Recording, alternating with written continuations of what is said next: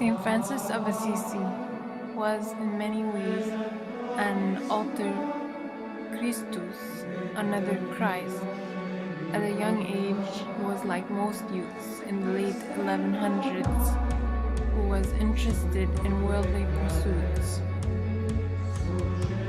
His ambition was to become a knight and fight the Moors, who at the time were besieging or besetting Europe, and he had an experience. He became sick. He resolved that he did not want to pursue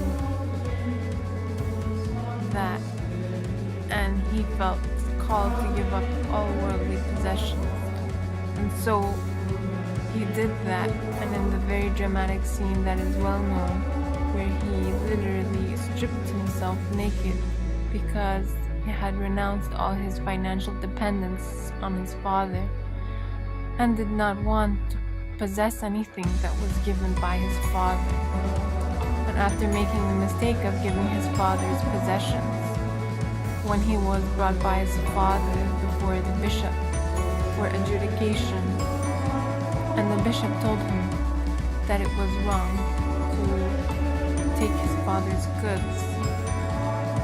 His father was in the business of garments and dyeing garments, and Saint Francis had donated these clothes. So the bishop told him that he did wrong, and so as a kind of symbolic act, he stripped himself of even his clothes, and he then began a life of poverty, living in the woods, and he only wore a very simple tunic, which became the Franciscan habit.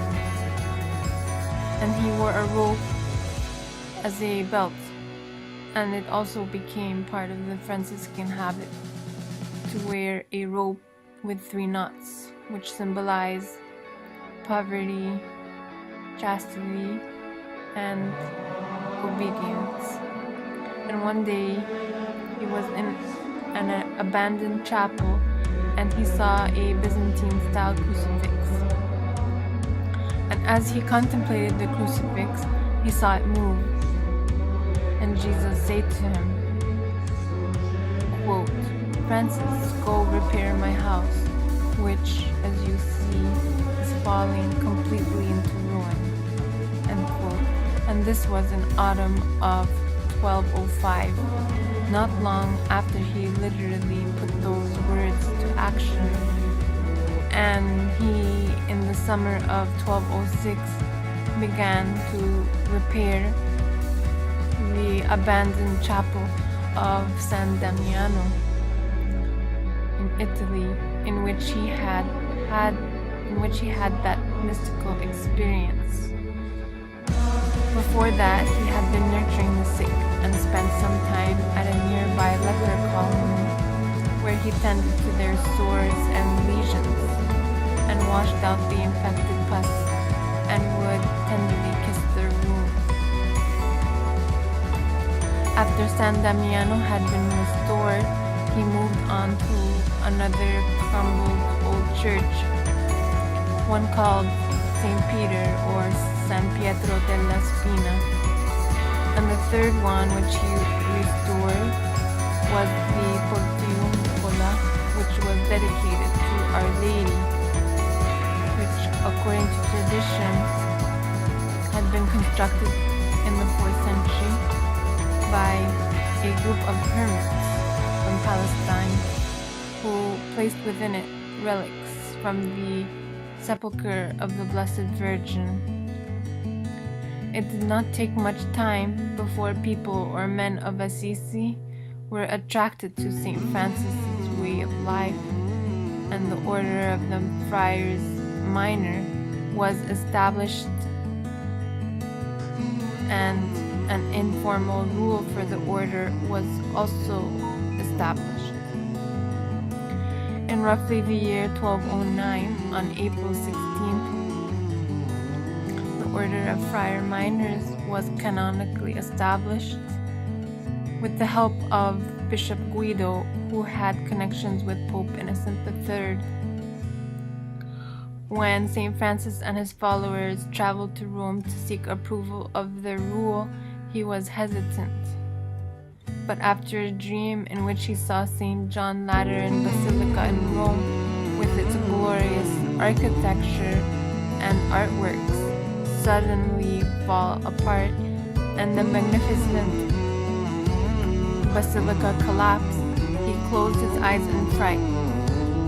And when he opened them, he was surprised that St. John Lateran was still standing, thanks to a gigantic person who was supporting it with his shoulders. When Pope Innocent III woke up, he realized this gigantic person was St. Francis. This cleared his doubts and led him to approve the rule of the Order of Friars Minor. Though St. Francis was very attracted to the hermit's life of prayer and solitude, he began to feel that his true calling was to go out among the people and win souls for Christ.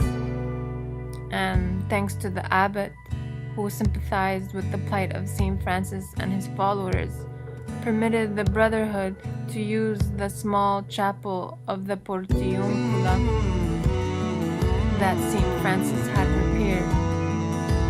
In this chapel, which was like a little Bethlehem, the cradle of the first two Franciscan orders, the Order of Friars Minor for men and the Poor Clares for the Holy Virgins, named after St. Clare, who was also inspired by St. Francis, and who St. Francis adopted into the order. And this chapel became very significant. St. Francis and his followers had a desire to spread the gospel to the Islamic world, and twice he attempted to travel to Egypt and the Holy Land. He finally reached, and it was at a time during the Fifth Crusade, and in Damietta, the Crusaders had been suffering tremendous loss, and there was a ceasefire between the Crusaders and the Sultan and his army. The Fifth Crusade was initiated by Pope Innocent III and launched by his successor, Pope Honorius, in 1217. It aimed at retaking the Holy Land and Jerusalem, first by seizing control of the Muslim nation of Egypt, ruled by Sultan al-Malik al-Kamil. The third and final attempt by St. Francis to reach the Middle East took place during this time, in the Fifth Crusade. He would arrive in the Middle East in Muslim territory and succeed in preaching the word of God to the Sultan and his court. And at the battle at Damietta in Egypt, which was planned for the 29th of August, there was, as I mentioned, a decision to cease fire, and it was at this time that St. Francis decided to cross enemy lines. He and his brothers risked their lives in order to speak with the Sultan al-Malik al-Kamil, and after some persecution, they did finally enter into his presence, with Brother Illuminato acting as interpreter. Francis said these words to Sultan al-Malik al-Kamil. He said that they were messengers, but messengers sent by God, not by man. Francis began to proclaim the gospel to the Sultan, declaring Jesus Christ as both Savior and true God made man. He announced that his personal concern was for this eternal salvation for the soul of Al-Kamil, and according to the very old sources, the Sultan transformed and seemed like a cruel beast, but became sweetness itself. And St. Francis, according to one account, said, quote, If you do not wish to believe, we will commend your soul to God, because we declare that if you die while holding to your law, you will be lost. He will not accept your soul. For this reason, we have come to you." Close quote.